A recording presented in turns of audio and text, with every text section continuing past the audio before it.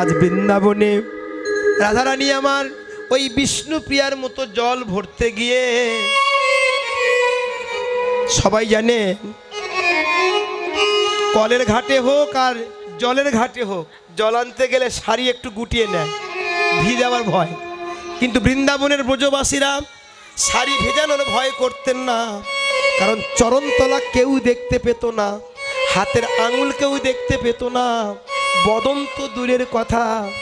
রাধারানী আমার বেলি অবসানকালে আজ যমুনা যাইয়া শ্যামের অরূপ দেখিয়া গৃহে আইল বিনোদিনী।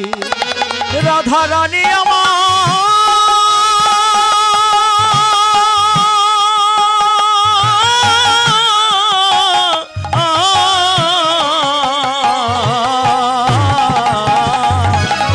আজ যমুনা যাইয়া শ্যামের রূপ দেখিয়া গৃহে আইলেন বিনোদিনী। বাবা মায়েরা, গর্ভে থাকতে বাবা মারা গেল, বাবা কেমন কে পরিচয় দেন? বাবা দেখতে কেমন, বাবা কেমন ছিল, এই বর্ণনা কে গায়, কে বলে? মা তার ছেলের কাছে বলেন, আর মায়ের মুখে ছেলের বর্ণনা শুনে ছেলে বাবার প্রতি ভালোবাসা জন্ম। ঠিক তেমনি রাধা হলো আমাদের মা, আর গোবিন্দ হলো জগৎ পিতা। ভগবানকে কেমন জানতে গেলে, ভগবান কেমন, এই আপনাদের সঙ্গে বসে কীর্তন শুনছেন, হয় আপনার বান্ধবী, আপনার যা, আপনার মেয়ে, আপনার ছেলে, আপনার শ্বশুর, আপনার শাশুড়ি, যে কোনো বন্ধু বান্ধবের রূপ ধারণ করে কৃষ্ণ গান শুনছেন আপনার পাশে বসে, চিনবেন কি করে? গোবিন্দ কখনো তার ওই যে আসল বেশ নিয়ে আসেন না, সবসময় ছদ্মবেশে আসেন। কারণ গোবিন্দ জানে আমি যদি সঠিক বেশ নিয়ে যাই তাহলে মানুষ আমাকে ছাড়বে না, তাই তিনি ছদ্মবেশে প্রত্যেকটা ভক্তের সামনে গিয়ে দাঁড়ান। আজকের রাধারানী রূপ দর্শন করে এসে কাঁদছেন, আজ যমুনা যাইয়া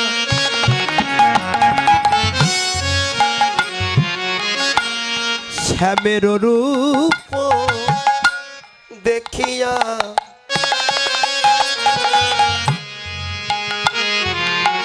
গৃহে আইল বিনোদিনী।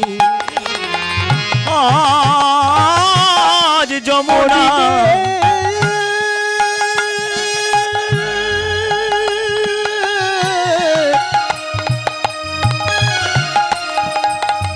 রাই ধনিয়া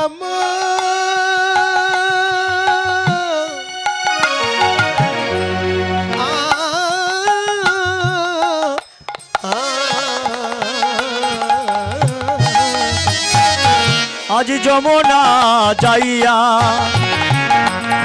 শ্যামের রূপ দেখিয়া গৃহে আইলেন বিনোদিনী। এবার বিরলে বসিয়া রাই ধনী আমার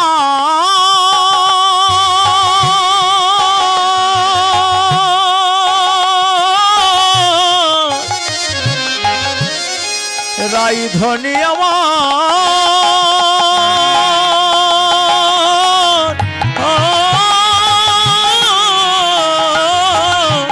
বিরলে বসিয়া কান্দিয়া কান্দিয়া দুনয়নে ঝরে বাড়ি, রাধার দুনয়নে ঝরে বাড়ি।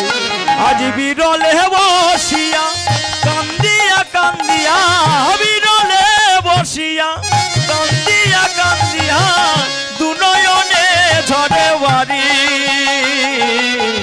দুনয়নে ঝরে বাড়ি। আজ নয়ন ধারা বিরাম নাই রে, আজ নয়ন ধারার বিরাম নাই রে। রাই ধনী বিনোদিনী নয়ন ধারা বিরাম নাই রে আমার রাই ধনী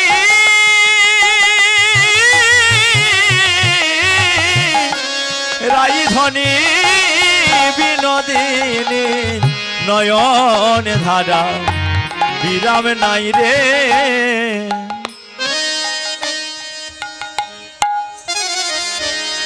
আপনারা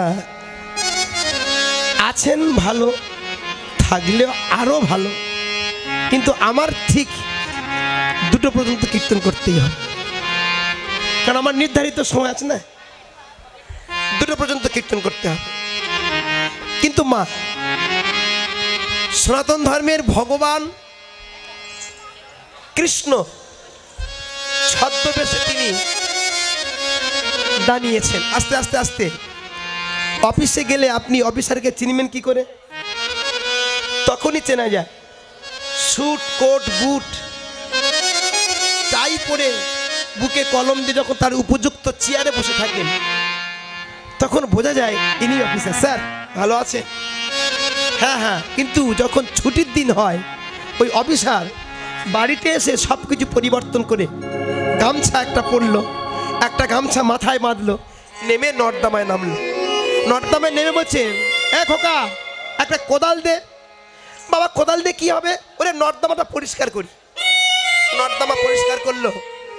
কিছুক্ষণ পরে বাবা বলছে, এ খোকা একটা ঝাড়ু দে। ঝাড়ু কি হবে? ওরে কোদাল দিয়ে যেগুলো তুলেছি তো উঠলো, আর যেগুলো ওঠেনি ঝাড়ু দিয়ে ঝাঁটিয়ে দিই। তাহলে ছদ্মবেশে আস্তে আস্তে, তাহলে অফিসারটা কে? অফিসার হলো কৃষ্ণ। তার মাথায় চূড়া, সর্ব অলঙ্কার থাকলে তবে কৃষ্ণ। কিন্তু ওই কৃষ্ণ কলিযুগে ছুটি করে গৌর হয়ে গেল, হয়ে গিয়ে তার আর কোনো বর্ণ নেই। কোমরে একটা কৌপিন বহির্বাস বলে নর্দমায় নামলো। কিসের নর্দমায়? পাপের নর্দমায় নেমে বললো, কোদাল দে। কিসের কোদাল? হরিনামের কোদাল। তুল্য কাদের? যারা মাথা উঁচু করেছিল, নবদ্বীপের ভক্ত। তারা কারা? তারা হল শ্রীবাস, অদ্বৈত, গদাধর, নরহরি, বক্রেশ্বর, হরিদাস। যারা ছিল হরি নামের কোদাল দিয়ে হরি বলে বলে সবাই তুলে দিল। তারপরে বললেন, খোকা একটা ঝাড়ু দে। ঝাড়ু কি হবে? না, যারা মাথা নিচু করে আছেন তারা কারা? নবদ্বীপের পাপী, চাঁদ কাজী, গরই কাজী, সাকার মল্লিক, দাবির খাস, হোসেন সাহা, জগাই, মাধাই, চাপাল গোপাল আদি যত পাপী ছিল, তাদের হরি নামে ঝাড়ু দিয়ে হরি হরি বলতে বলতে সবাইকে উপরে তুলে দিল।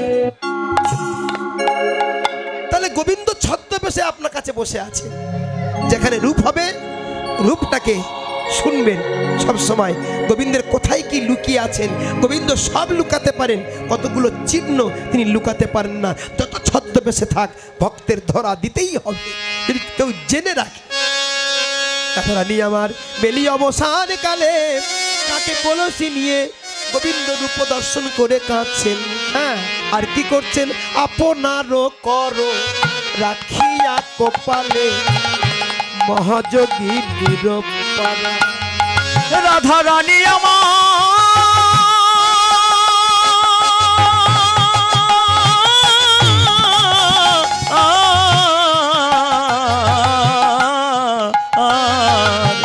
আপনার কর রাখিয়া কপালে মহাযোগী নিরূপারা। আপনার কর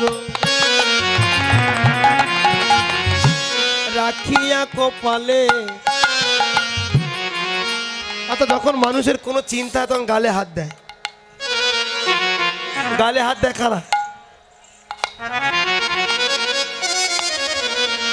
গালে হাত দেয় আবার কেউ কেউ উফ কি সর্বনাশ হয়ে গেল। দুটো ভাব আছে না? একটা গালে হাত দিয়ে থাকেন, চিন্তা করে, আর মানুষ যখন কিছু হারায় তখন সে মাথা হাত দিয়ে পড়ে থাকে। রাধারানী কি করছেন? মাথা হাত দিয়ে কাঁদছেন। আপনারও করো রাখিয়া কপালে মহাযোগী নিরপারা। রাধার ও দুটি নয়নে বহিছে সঘনে। রাই ধনী আমার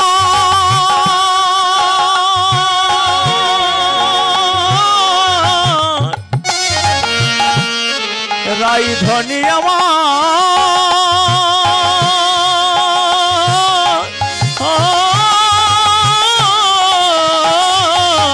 ও দুটি নয়নে বহিছে সঘনে ও যেন শ্রাবণ মাসের ধারা,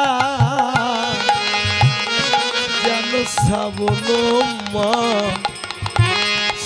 ধারা, ও দুটি নয়নে বহিছে সঘনে ও দুটি নয়নে বহিছে সঘনে শ্রাবণ মেঘের ধারা শ্রাবণ মেঘের ধারা আজ নয়ন ধারা বিরাম নাই রে, আজ নয়ন ধারা বিরাম নাই রে নয়ন ধারা বিরাম নাই রে, আজ নয়ন ধারার বিরাম নাই রে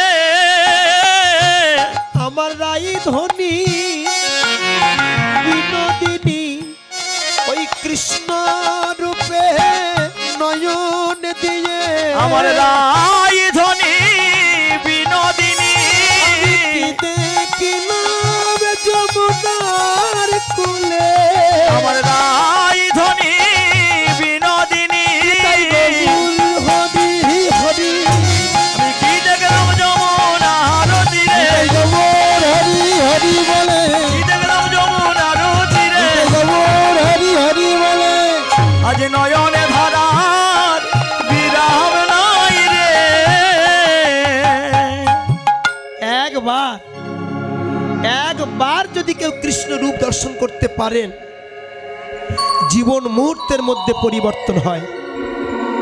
একটা উদাহরণ আপনাদের দিই, জানেন ডাকাত হরিদাসের চরিত্র আপনারা শুনেছেন। ডাকাত হরিদাস ভক্ত হরিদাস নয়, একজন ডাকাত ছিল, তার নাম ছিল হরিদাস, স্ত্রীর নাম ছিল কমলা। স্বামী ডাকাত, স্ত্রী নাম ছিল কমলা। তাকে দেখে গ্রামের মানুষ খুব ভয় করত, ডাকাতকে দেখে। এখন সেই দিনে ওই গ্রামে কলেরা সৃষ্টি হয়েছে, ঘরে ঘরে মানুষের কলেরা। এক গণৎকার বলে গেলেন যদি হরি নাম দেন তাহলে এই রোগ মুক্তি হবে।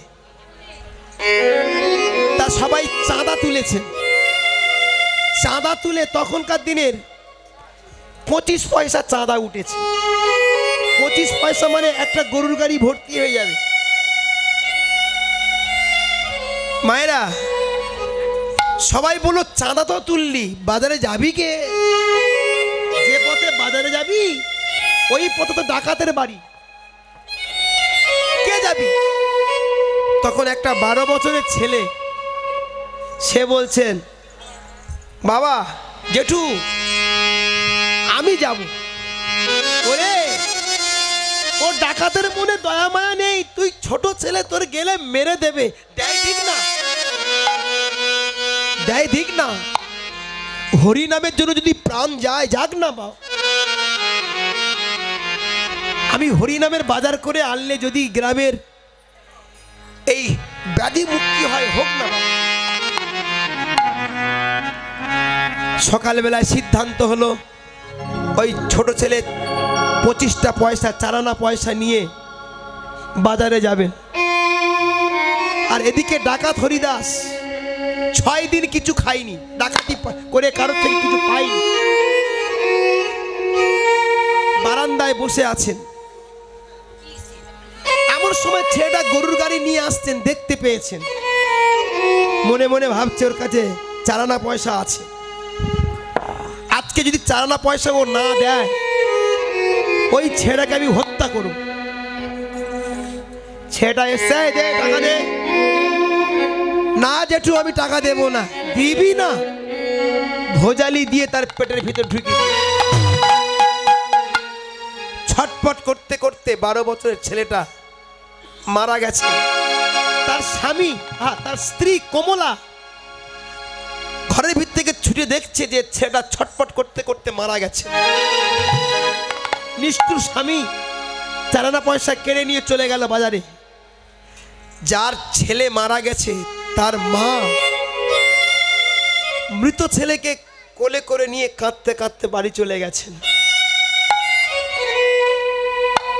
ডাকাত হরিদাস বাজার করে বাড়ি এসছেন। মা রান্না করেছে, তার স্ত্রী রান্না করেছেন, রান্না করে খেতে দিয়েছেন। খেলো, খুব আনন্দে বিছানায় শুয়ে পড়েছেন। স্ত্রী স্বামীর মাথায় হাত বুলাচ্ছেন। ডাকাত স্বামী, না চাইতে অনেক কিছু সেবা করতে হয়। স্বামীর মাথায় হাত বুলাচ্ছেন, পাকার বাতাস করছেন আর বলতে, স্বামী একটা কথা বলবো? হ্যাঁ কমলা বলো, তুমি আমার স্ত্রী, যা বলবে আমি সব শুনবো, কারণ এই সংসারে তুমি আর আমি ছাড়া কেউ নেই। তুমি যা বলবে আমি তাই শুনবো। আচ্ছা, তুমি চারানা পয়সার জন্য একটা ছোট ছেলে তার মার কোল থেকে তুমি কেড়ে নিলে? কমলা, তুমি জানো না, পেটের যখন জ্বালা পড়ে না,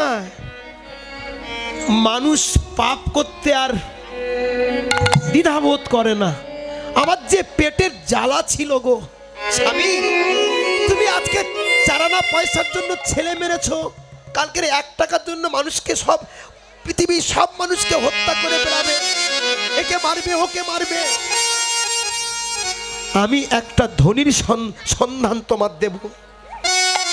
যদি একবার ডাকাতি করতে পারো, সারা জন্ম আর ডাকাতি করতে হবে না। এই এই এই এই এই কমলা, কমলা, এত বড় ধনী কোথায় আছে?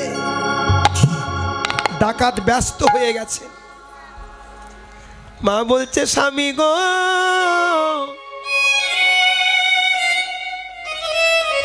সেই ধনী আছে বৃন্দাবনে, তার দেখতে কালো, মাথায় চূড়া, নামা মাথায় চূড়া, সারা অঙ্গে অলংকার, হাতে বাঁশি, পায়ে নপুর, অতি অপরূপ দেখতে। যদি একবার ডাকাতি করতে পারো, আমাদের কোনো অভাব থাকবে না গো, আমাদের কোনো অভাব থাকবে না গো, আমাদের কোনো অভাব থাকবে না গো। ওগো শোনো শোনো,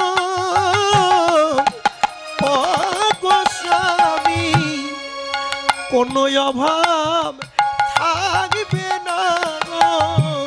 ওগো শোনো শোনো,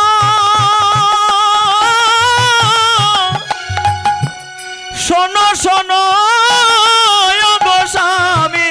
এ কমলা, আমি এক্ষুনি যাব। তাকে রাতের বেলা যেতে হবে না, দিনের বেলায় গেলেই পাবে। সকালবেলা উঠে তৈরি হয়ে গেছেন। এই যে কমলা, তুমি তার নামটা তো বললে না, তার তো রূপের বর্ণনা করলে, তার নাম কি? তার নাম হলো বৃন্দাবনের কালাচাঁদ। কালাচাঁদের কথা শুনে মনের আনন্দে, হ্যাঁ, এই কোমরে ভজালি নিয়েছে, হাতে লাঠি নিয়ে বৃন্দাবনে সারাদিন খুঁজছে, বলছে, ডাকছে, কালাচাঁদ, কালাচাঁদ, কালাচাঁদ, তুমি কোথায়, কোথায় কালাচাঁদ?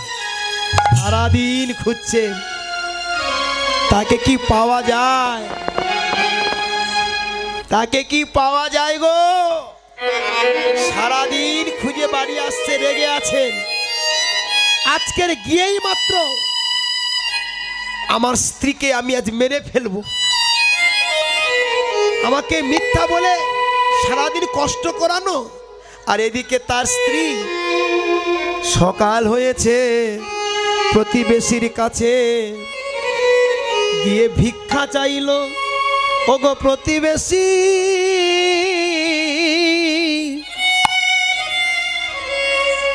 এই তুমি ডাকাতের স্ত্রী নয়? তুমি তুমি কেন এসছো? বাবা আমি কথা দিচ্ছি আমার স্বামীকে কোনোদিন ডাকাতি করতে দেব না, কিন্তু তোমরা সবাই আমার সাহায্য করো।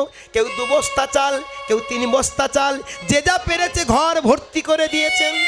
স্বামী আসার আগে 50খানা তরকারি তৈরি করেছেন। জীবনে এত সবজি, এত তরকারি, এত ব্যঞ্জন রান্না করেনি। এইবার সব তৈরি করে রেখেছেন।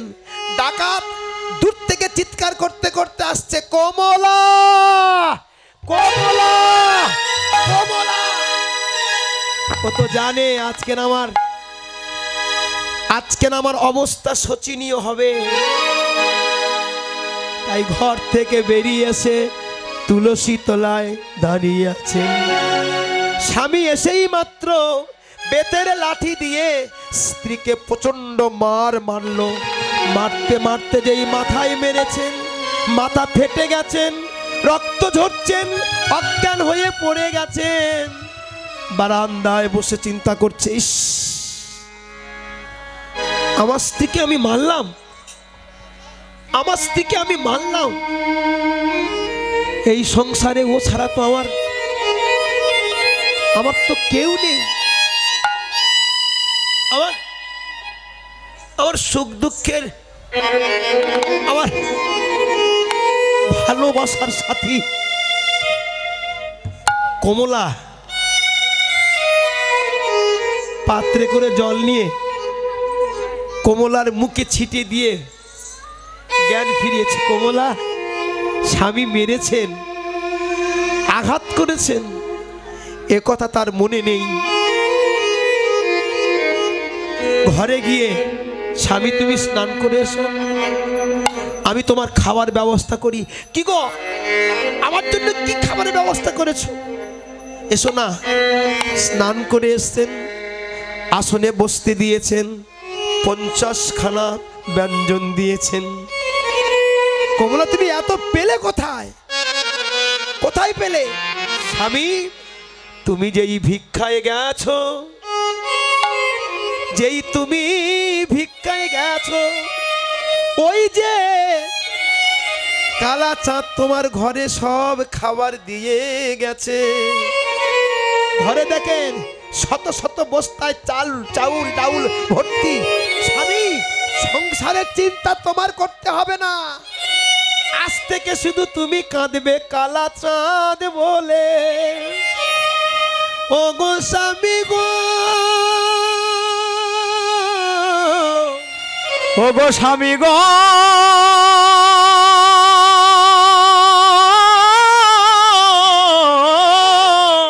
আজ থেকে তুমি কাঁদবে কালা চাঁদ বলে, আর আমি সংসারে থাকবো তোমার সেবা দাওয়ার তরে। সেদিন থেকে ওই ডাকাত হরিদাস আর সংসারের চিন্তা করলো না। প্রত্যেক দিন বৃন্দাবনে যায় কালা চাঁদ বলে, আর সন্ধ্যাবেলা ফিরে আসেন। কমলা কই এত তোমার কালা চাঁদের খুঁজছি, পাচ্ছি না কেন? স্বামী এই পোশাকে গেলে কালা চাঁদ পাওয়া যায়? তোমার কোমরে ভোজালি, কোমরে ধারলা অস্ত্র, হাতে তোমার বেতের লাঠি, মাথায় পাগড়ি বাঁধা, এই অবস্থা থাকলে তাকে দেখা যায়। এই কমলা, এই তাহলে সেই কালাচাঁদ পেতে গেলে পোশাকটা কেমন তুমি আমার বলে দাও, কেমন পোশাক? স্বামী দাঁড়াও, সকালবেলা আমি তোমার পোশাক তৈরি করে দেব। স্নান করে সকালবেলা তৈরি হয়ে গেছেন, ধুতি পরালো, কাঁধে একটা উত্তরীয় দিয়ে দিল, কপালে তিলক দিল। শোনো, তুমি বনে গিয়ে দুটো হাত তুলে বলবে কালা চাঁদ, ও গো কালা চাঁদ,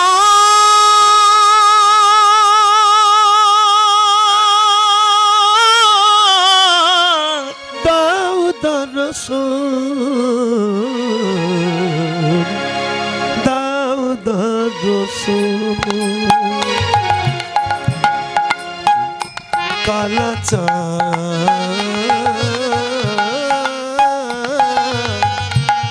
দাও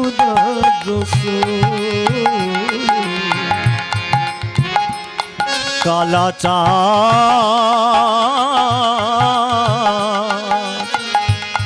দাও দর্শন তোমার এত ডাকি কেন পাই না তোমায় এত ডাকি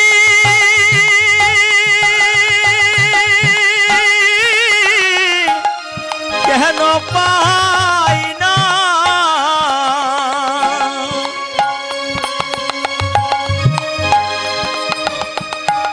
ওহ গো কালাচাঁদ ও গো কালাচাঁদ ও গো কালাচাঁদ তোমার এত ডাকি কেন তোমার দেখা পাই না ও গো কালাচাঁদ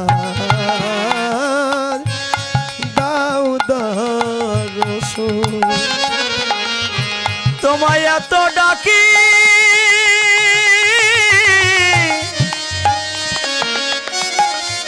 ও গো কালাচাঁদ ও গো কালাচাঁদ দাও দর্শন দাও দর্শন বাহু তুলে সদাই ডাকে বৃন্দাবনে পথে পথে বাহু তুলে সদাই ডাকে বৃন্দাবনে পথে পথে বাহু তুলে সদাই ডাকে বৃন্দাবনের পথে পথে বাহু তুলে সদাই ডাকে বৃন্দাবনে পথে পথে নয়ন জলে কাঁদে সদাই নয়ন জলে ডাকি সদাই নয়ন জলে কাঁদে সদাই নয়ন জলে ডাকি সদাই ওই না নয়ন জলে কাঁদে সবাই কেন দেখা পাই না ও গো কালাচাঁদ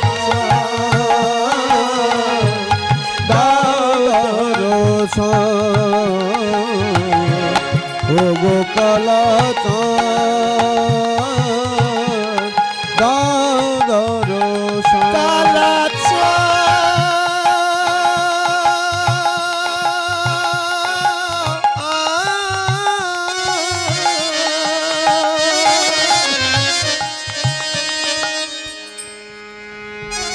সারা বনে খুঁজে খুঁজে সন্ধ্যা হচ্ছে, ঘরে ফিরছেন। এসে দেখেন একটা যুবতী নারী সন্ধ্যাবেলা তুলসী তলায় আরতি করছেন, মনের আনন্দে আরতি করছেন। হঠাৎ দেখছেন তুলসী গাছের উপরে কৃষ্ণ দাঁড়াইয়ে আছে।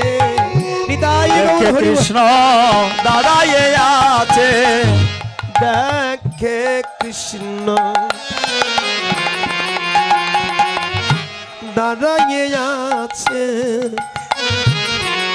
দেখে কৃষ্ণ দাঁড়াইয়ে আছে ওই তুলসী মঞ্চের উপরে কালাচাঁদ ছুটে গিয়ে ওই যুবতী নারীটাকে ফেলে দিয়ে তুলসী তলা জড়িয়ে ধরেছে। গ্রামের মানুষ ভাবছেন মেয়েটার সম্মানহানি করতে এসছেন, চারিদিক থেকে লাঠি এনে ডাকাতটাকে প্রচন্ড মার মারল। প্রচুর মারল, এত মেরেছে সারা পিঠ ফেটে গেছে, রক্ত ঝরছে। উঠে গায়ে হাত মুছে নিচ্ছে, বলছে কালাচাঁদ, যারা আমার দেখে ভয় পেয়ে পালা তারা আজকের আমার ধরে মারলো। যেদিন আমি তোমার পাবো না সেদিন আমি তোমাকে মেরে সব আদায় করে নেব।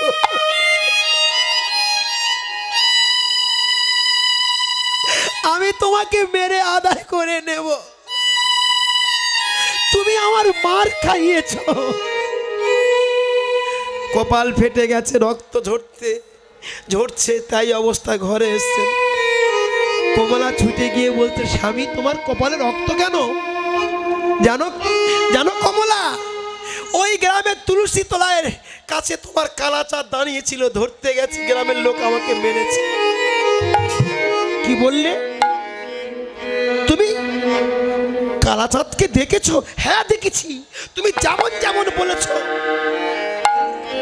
আমি দেখেছি। স্ত্রী বিশ্বাস করলো না, কারণ আমি যার বর্ণনা করেছি তিনি হচ্ছে ভগবান। ভগবানকে দেখা এত সহজ নয়। আমার স্বামী ডাকা, সে কখনো ভগবানকে ডাকেনি, আর সে কিনা ভগবানকে দর্শন পেয়েছেন। আমার এক বাবাজি গোপাল সেবার জন্য 500 টাকা দিয়েছেন, আশীর্বাদ করুন। শ্রীবৃদ্ধি হোক, কৃষ্ণ ভক্তি হোক। নিতাই গৌর হরি বল, হরি বল।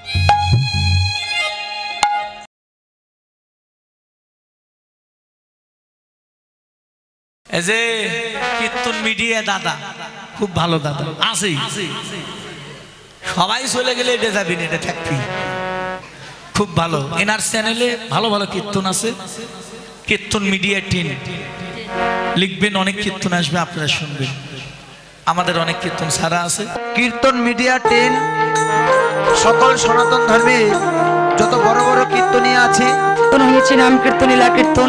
এই যে কীর্তন মিডিয়া এই চ্যানেলটি, সকল কীর্তনীয়দের কীর্তন এই ইউটিউব চ্যানেলে পাবেন আপনারা। সনাতন ধর্মীয় অনুষ্ঠান ইউটিউব চ্যানেল কীর্তন মিডিয়া, আপনারা সাবস্ক্রাইব, নতুন নতুন কীর্তন আপনারা সাবস্ক্রাইব করবেন।